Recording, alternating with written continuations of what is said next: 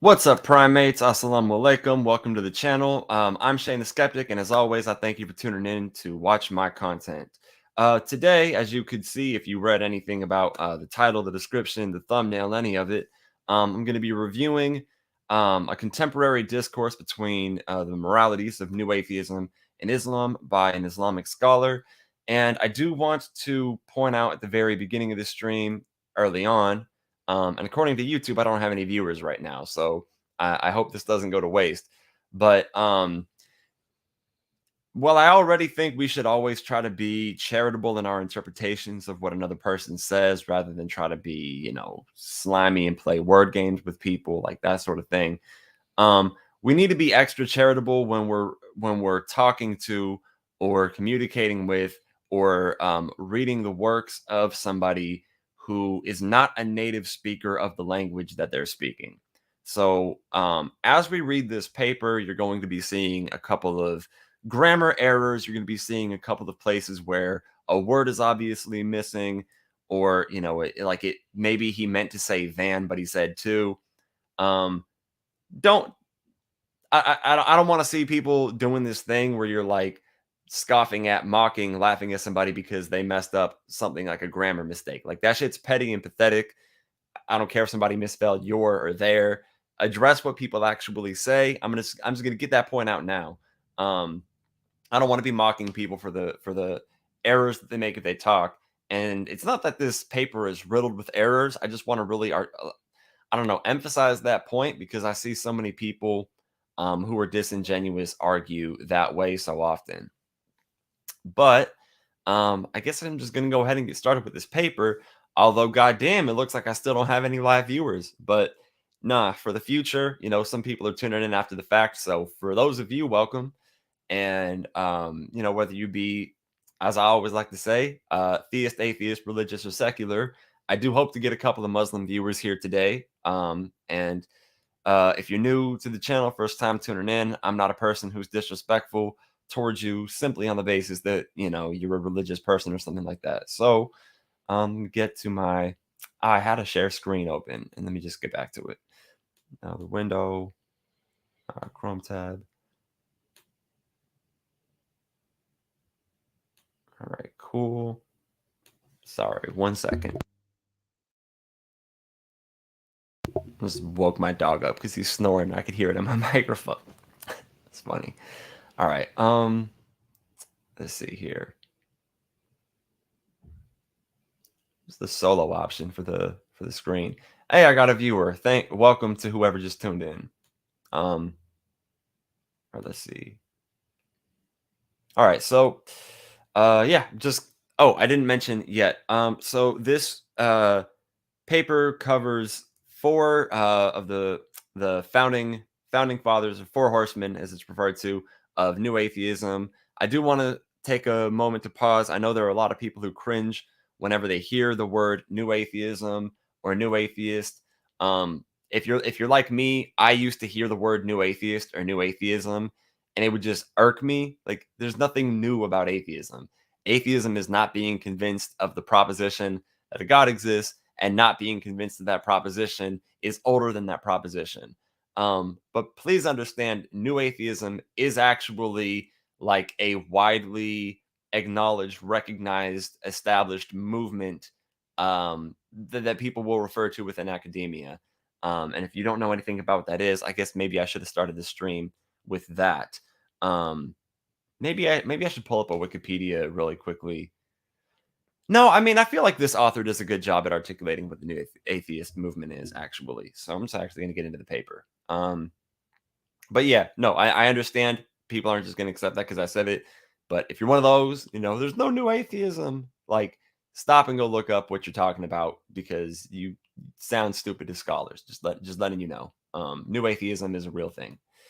Anyway, with that out of the way, let me just see what it looks like on that screen. Okay. Oh yeah, so I'm gonna be dividing this stream into 4 different parts and maybe even 5 actually. Because he begins by talking about Richard Dawkins, I'm sorry, Sam Harris, then Richard Dawkins, then Daniel Dennett, then I don't remember the order, but the 4 horsemen of new atheism. And yeah, I kind of just want to address one at a time, and I'm going to be giving some commentary throughout reading this. So, that's why I'm here. If you want to read this paper and you don't want to get any of my commentary on it, you want to just get it yourself. After the stream, I'll post a link to my Discord server. In that Discord server, you could actually find the PDF file to this paper, so you could read it for yourself and not have to listen to me ramble about it and comment on it. All right, but anyway, let's get into this. Okay. So, abstract. Atheists deny the existence of God and strongly oppose all religious faiths, especially Islam after 9/11. They use scientific, philosophical, historical, and moral arguments mainly to prove the non-existence of God. They portray religion as illogical and irrational. Moreover, they argue that religions provide poor guidance on moralities. New atheists suggest that science should replace the religion in order to define what is moral or immoral. On contrary, Muslim scholars defend and argue that religion is the main factor behind good moral values. The study focused on moral dimension of new atheist argumentation and the Muslim scholarly response. For this purpose, arguments of 4 founding fathers of new atheists and 4 renowned Muslim scholars are comparatively analyzed. New atheists attempt to develop science-based moralities and eliminate the role of religion from all important areas of life. Muslim scholars illustrate that the position of atheism is illogical and irrational. Moralities are impossible without God, and these are outside of scientific domain. Objective moralities need a final authority to decide what is right and what is wrong. Atheism lacks this authority. All right, so there's an introduction, abstract, and then the analysis of Sam Harris and his morality. So, atheism and theism are 2 opposite ideologies. Atheists deny the existence of God, whereas theists strongly advocate it and spend their lives according to God's commandments. Historically, atheism remained in minor form and was not an issue of central debate as it has become in the postmodern era. Traditional atheism was philosophical in nature. However, new atheism explores its scientific dimensions. At present, atheism is rising in different parts of the world rapidly. The reason behind this rise is the aggressive campaign of new atheists such as Sam Harris, Richard Dawkins, Daniel Dennett, and Christopher Hitchens. New atheism in the form of an organized movement begins from the first decade of the 21st century. Sam Harris is considered as the initiator, writer, and public speaker of the campaign. He published the book The End of Faith, Religion, Terror, and the Future of Reason in 2004. After the incident of 9/11, Harris criticized all the world's religions, especially Islam. He portrayed Islam as the religion of terror and violence. The second most influential academic writer of this campaign is Richard Dawkins, who published his best-selling book, The God Delusion, in 2006. Richard Dawkins is professor of biology in Oxford University. He takes active part in the debates and the discourses with religious scholars and leads different campaigns against religious beliefs worldwide.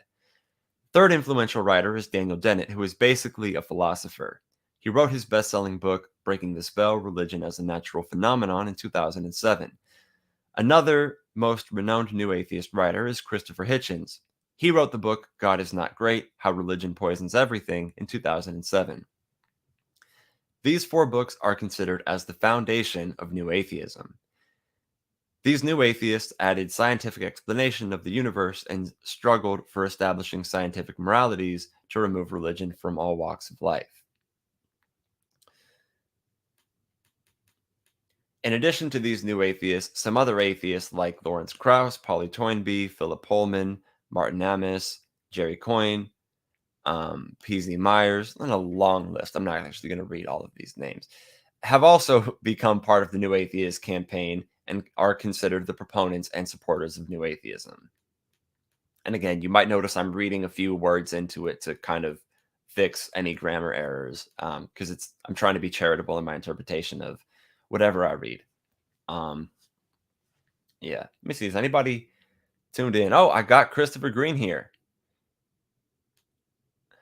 Okay, well, don't fly shit into buildings. Might have less critics. Hey, I all right. That's that's fair. No, all right. There's a long history of the refutation of atheism by different religions such as Judaism, Christianity, and Hinduism. Similarly, Muslim scholars also have refuted atheism. In English literature, some studies have been carried out by Muslim scholars that claim that the new atheist major positions are illogical and unscientific. Hamza Andreas Tzortis refuted major scientific, philosophical, and moral arguments of new atheists. Abulfeda bin Masood responded to Richard Dawkins' scientific argumentation in 2016. Theory of evolution is considered as the base of scientific atheism. Harun Yahya claimed evolution theory unscientific. And I'm going to pause here because I understand that he's, just citing refutations, so like obviously he's just citing the author and the year of a refutation of, major scientific, philosophical, and moral arguments. But I found it interesting that the way he worded this, and again, want to be charitable in the interpretation here, but he just says Harun Yahya claimed evolution theory unscientific. Scientific theories being tested, replicated, and verified, right? Somebody else comes along and says, I claim that's unscientific. I mean, here's a year being cited. So there's some paper that I'm going to look into after the fact. So I'm more informed about this paper. But I don't know. It's just like he claimed it was unscientific. It was like, I don't know. I guess that just really struck me as odd.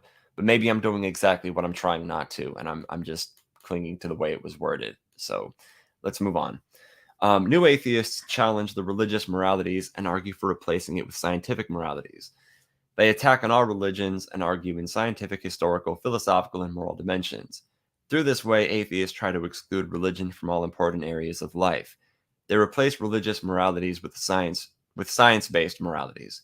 Muslim scholars and scholars of other religions argue for the moralities given by God through sacred scriptures. This paper focuses on moral arguments of new atheists and Muslim scholarly responses, followed by an analysis. All right. So the new atheists argue that moral values can be defined through scientific inquiry of human behavior and values. Moreover, they argue that the role of religion should be eliminated in order to define moralities and social order. They are in opinion that science should replace religion to make social norms, values, and cultures. All right, so then we're going to start with Sam Harris. Now, from the get-go, I don't agree entirely with Sam Harris's model or concept of morality. He has some good points, but it's not like I see eye to eye with Sam Harris. I mean, I'm a moral anti-realist. I'm a moral constructivist. So if you ever look into a conversation between Sam Harris and why am I drawing a blank on his name right now? Sam Harris and what's that cosmologist's name? Fucking, I do not know how I'm drawing a blank on the guy's name right now. All right, I'm gonna have to get back to that later.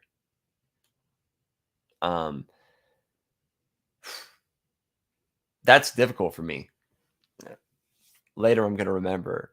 Sean Carroll. God damn it, Sean Carroll. Okay, yes. If you ever see the conversation between Sam Harris and Sean Carroll, I see eye to eye with Sean Carroll in that conversation and his criticism of Sam Harris and like everything that he says about Sam Harris. So that's what I would say. I'm with Sean Carroll. But anyway, we're looking at basically Islam and new atheism. So, or in this case, this scholar and Sam Harris. So, I don't know. I don't have a particular commitment to either side here. Though obviously there's a side that I agree more with. So let's get back into it. Let's get into this. All right.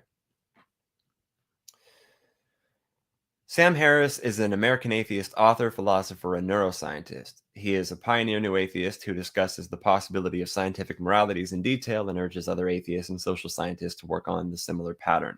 His best-selling works, The End of Faith and the Moral Landscape, I'm sorry. In his best-selling works, The End of Faith and the Moral Landscape, he rejects the idea of religious moralities and favors science in order to develop moral values and laws of the society. He argues that, quote, I am not suggesting that we are guaranteed to resolve every moral controversy through science. Difference of opinion will remain, but opinions will be increasingly constrained by facts. End quote. And that's a very, very charitable quote to include on the author's part. So I want to give him credit there for steel manning, right? He responds that the claim that science cannot deal with moral values is not acceptable, and within the discovery of outer world, science can sufficiently work for human ethics and norms. He asserts that the underlying claim is that while science is the best authority on the working of the physical universe, religion is the best authority on meaning, values, morality, and the good life. I hope to persuade you that this is not only untrue, it could not possibly be true. Faith, if it is ever right about anything, is right by accident. I guess it's weird that I agree with that quote, but I don't see how that's really relevant. He favors science as the sole alternative of religion for telling the facts and principles of the universe and defining moralities. He negates the services of religion for moral uplift of human societies. He claims that science can define objective moralities. Kindness and happiness is more conducive than violence and cruelty for the majority of people. And again, language error here. So, kindness and happiness is more conducive than violence and cruelty for the majority of people. It's clearly what was meant here. On this base in future, science can determine moral objectives. Science can make precise claims about good, neutral, and which are worth abandoning. He adds that this work of making scientific moral objectives will be similar to other scientific theories.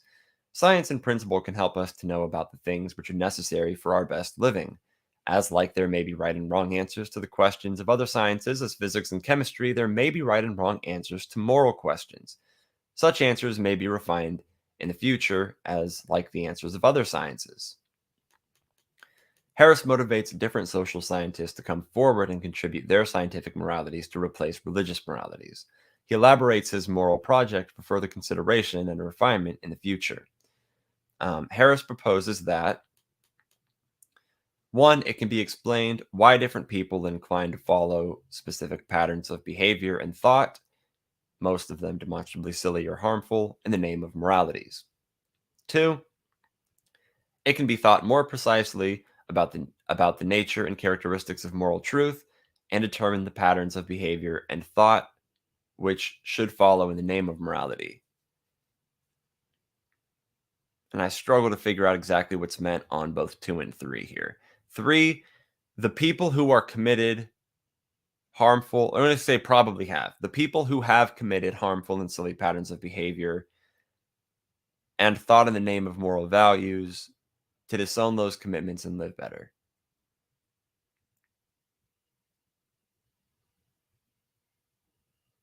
Okay, I guess Sam Harris is proposing that people who've committed harmful patterns of behavior in the name of moral values can disown those commitments and live better, is what I think is meant here. I struggle with it a little bit, but I think that's what it's intended. Since the 19th century, it has been assumed widely that the progress of industrial society would spell the termination of religious faiths. Freud, Weber, and Marx, and many other anthropologists affected via their works, expected religious faith to wither in the light of modernity. It has not come to pass.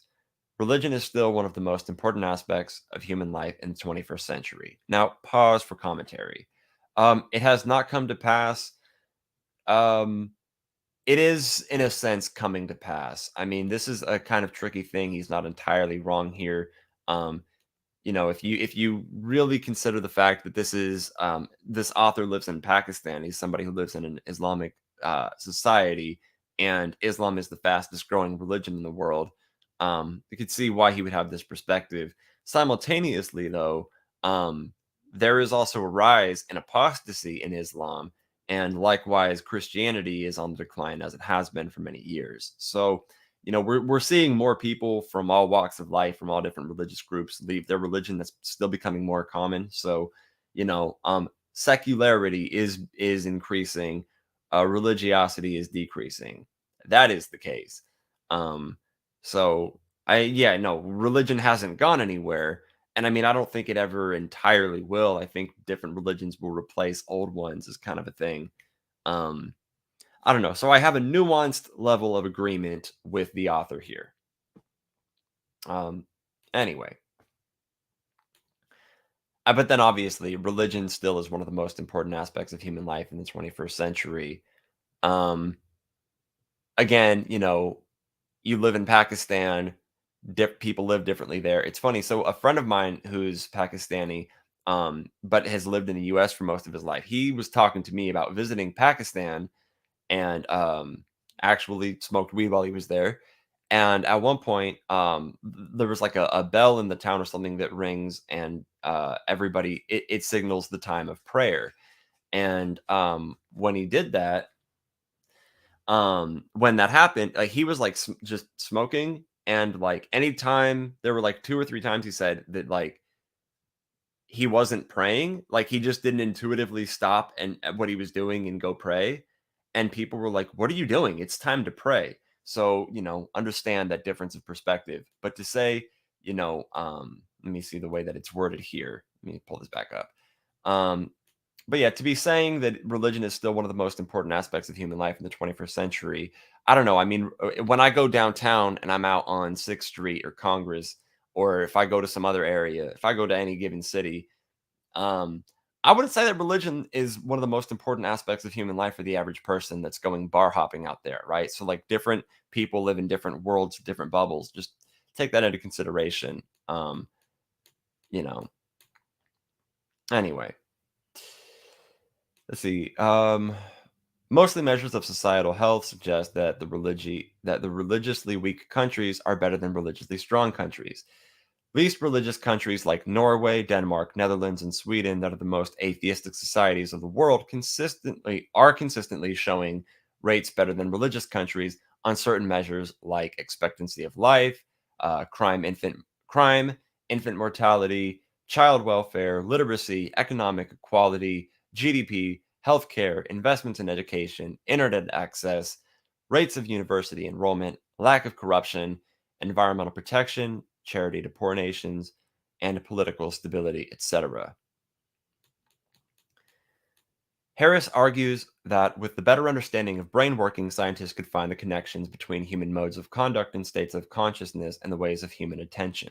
The questions like what causes a person to be happier than another, why is love more suitable for happiness rather than hate, why do humans prefer beauty rather than ugliness and law rather than disorder, why does laugh and smile feel well, and why do these mutual attachments usually make people closer to each other? Is the life after death true? According to him, these are all questions. These questions are all relevant to the science of the mind. He argues rhetorically that if we ever develop such a science, most of our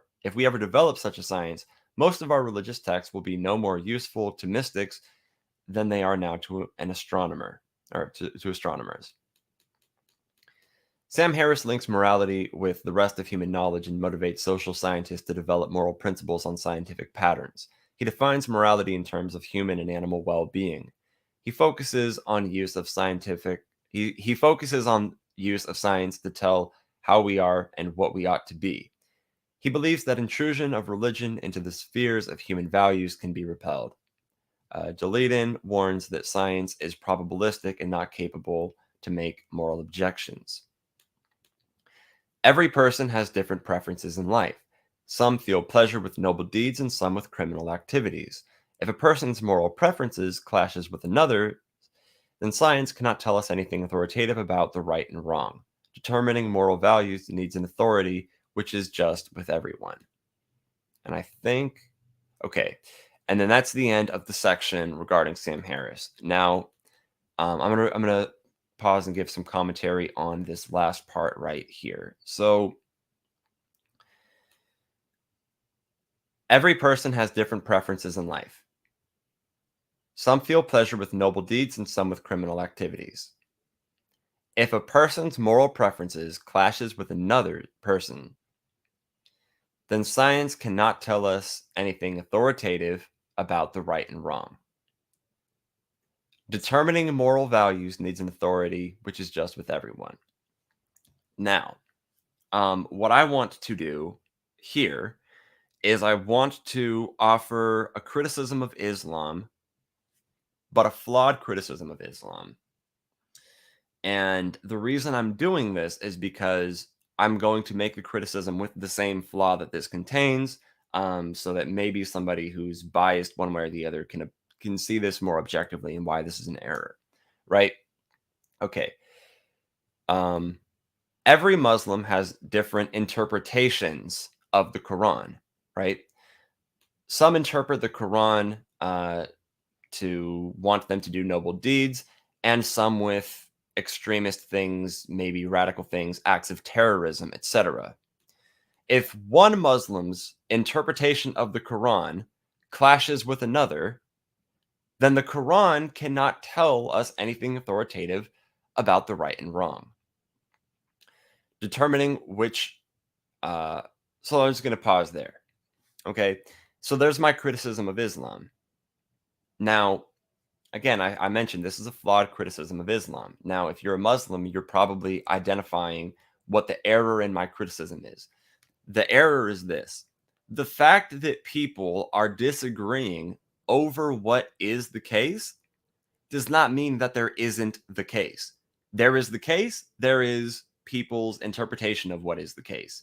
Some of them more accurate than others. Some of them may be just entirely inaccurate. So I'm gonna play a little bit of a TED talk from Sam Harris where he makes the argument for the moral landscape. But I just want to clarify this point here, that if we're looking at Sam Harris's morality, right, the fact that and this author mentioned the quote earlier on, disagreement will remain, but the author's criticism is we need something authoritative, right, to tell us, because if our morals clash, then we need something authoritative, and that's why the standard could be set with well-being. So now I'm gonna stop sharing that screen, and I'm gonna go to, let me see, share screen, and all right, I'm just gonna play 3 minutes of this TED talk, 3 or 4 minutes of it, so you have an understanding of what Sam Harris's concept of morality is. And actually, also, I'm going to put the StreamYard link in the chat. So if somebody wants to join in, have a little discourse before I close the stream out, then yeah, we could have a talk after this video. And if not, I will just wrap it up after the fact. Okay. And consequently, I think most people probably here think that science will never answer the most important questions in human life. Questions like, what is worth living for? What is worth dying for? What constitutes a good life? So I'm going to argue that this is an illusion, that the separation between science and human values is an illusion, and actually quite a dangerous one at this point in human history. Now, it's often said that science cannot give us a foundation for morality and human values because science deals with facts, and facts and values seem to belong to different spheres. It's often thought that there's no description of the way the world is that can tell us how the world ought to be. There isn't. He's wrong here. I think this is quite clearly untrue. He's wrong here, but I'll shut up. Values are a certain kind of fact. Okay, they are facts about the well-being of conscious creatures. Why is it that we don't have ethical obligations toward rocks? Why don't we feel compassion for rocks? It's because we don't think rocks can suffer. And if we're more concerned about our fellow primates than we are about insects, as indeed we are, it's because we think they're exposed to a greater range of potential happiness and suffering. Now, the crucial thing to notice here is that this is a factual claim. This is something we could be right or wrong about. I mean, if we've misconstrued the relationship between biological complexity and the possibilities of experience, well, then we could be wrong about the inner lives of insects. Okay, and there is no notion, no version of human morality and human values that I've ever come across that is not at some point reducible to a concern about conscious experience and its possible changes. I mean, even if you get your values from religion, even if you think that good and evil ultimately relate to conditions after death, either to an eternity of happiness with God or an eternity of suffering in hell, you are still concerned about consciousness and its changes. And to say that such changes can persist after death is itself a factual claim, which, of course, may or may not be true. Now, to speak about the conditions of well-being in this life for human beings, we know that there's a continuum of such facts.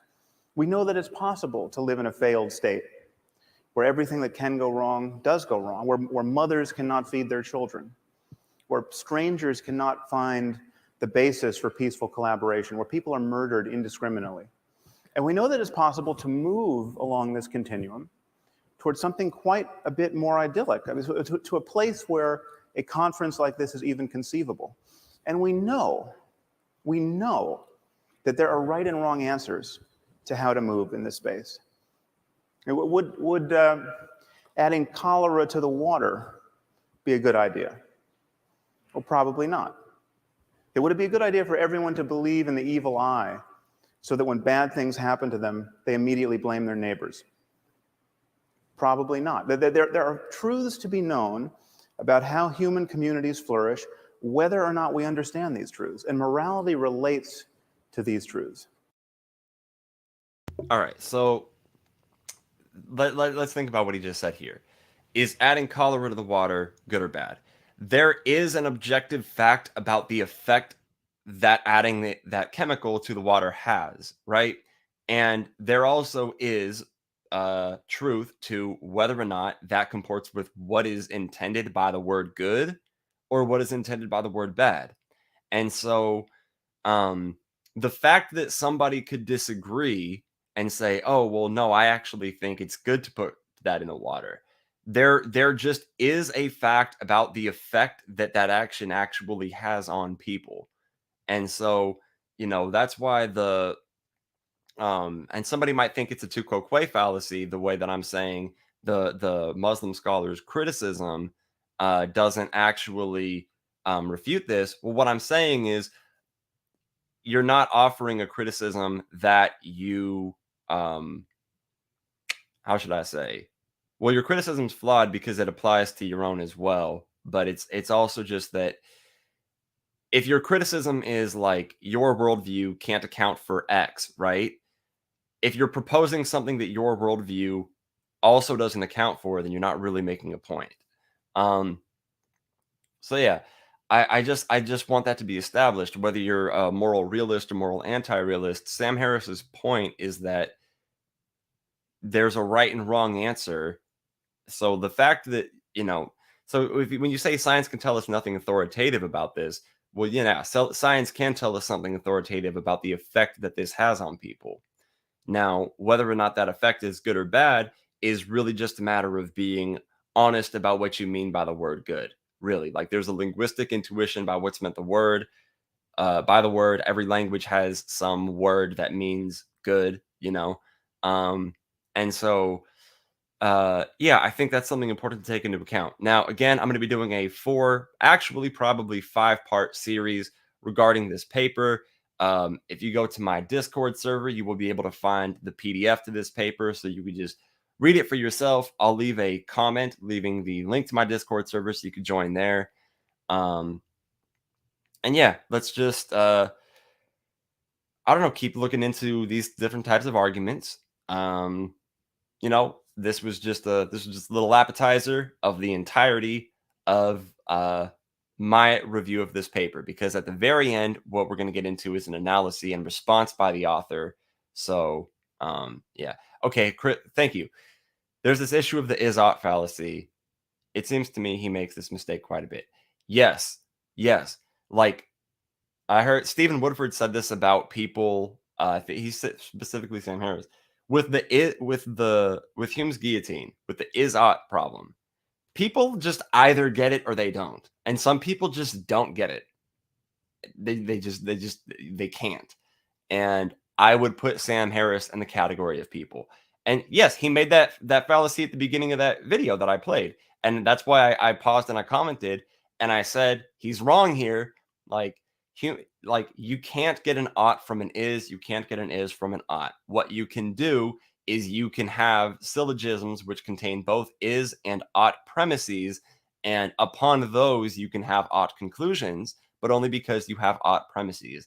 You cannot derive an ought from an is. It is logically wrong. So let's just keep in mind that Sam Harris, great author, great neuroscientist, he is wrong about this one issue. All right, it's really frustrating because it's so simple, and I would expect somebody so intelligent to be able to understand something so simple. But sometimes smart people believe silly things, and fail to understand things that are quite simple. It's just the way the world works. Anyway, if you tuned in, whether you were atheist, Muslim, some other religion, non-religious theist, religious atheist, if that's a thing for you, whatever walk of life that you come from, thank you for tuning in to my channel to watch my content. Assalamu alaikum. I hope that everybody has a great day, and I wish nothing but health and happiness for you and everybody that you love. Stay safe.